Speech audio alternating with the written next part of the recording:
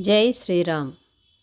నేను ఆ రాత్రంతా ఆ లంకాపట్టణములో సీతాదేవి కోసము వెదికినాను. రావణాసురుని అంతఃపురంలోనికి పోయినాను.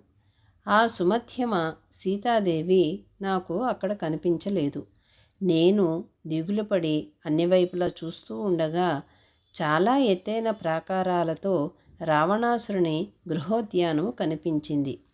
నేను దాని ప్రాకారము మీద నుంచి ఎన్నో వృక్షాలున్న ఆ ఉద్యానములోనికి పోయినాను.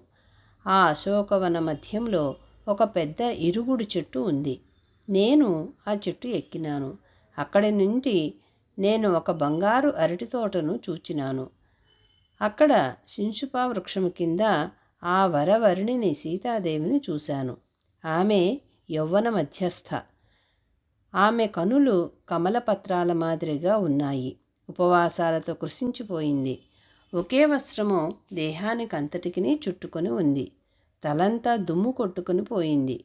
మనోవ్యధ, దేహతాపము వల్ల ఆమె అవయవాలన్నీ వాడిపోయి ఉన్నాయి. మాంసము తింటూ నెత్తురు త్రాగుతున్న రాక్షసాంగనలు ఆమె చుట్టూ కావలి ఉన్నారు. వాళ్ళందరూ వికృతాకారులు.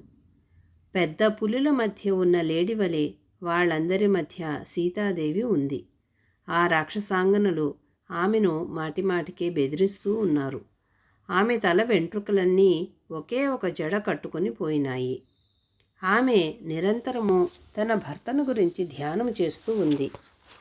ఎప్పుడూ కటిక నేల మీద పడుకోవడము వల్ల ఆమె దేహము వివరణమైపోయింది. హేమంతకాలములోని కమలము వలె కనిపించింది. రావణాసురునికి మనసు ఇవ్వనందువల్ల, నిర్బంధము వల్ల ఆమె చచ్చిపోవడానికి నిశ్చయించుకున్నది. అలా ఉన్న ఆ మృగ శాపాక్షిని నేను చూచినాను. జై శ్రీరామ్.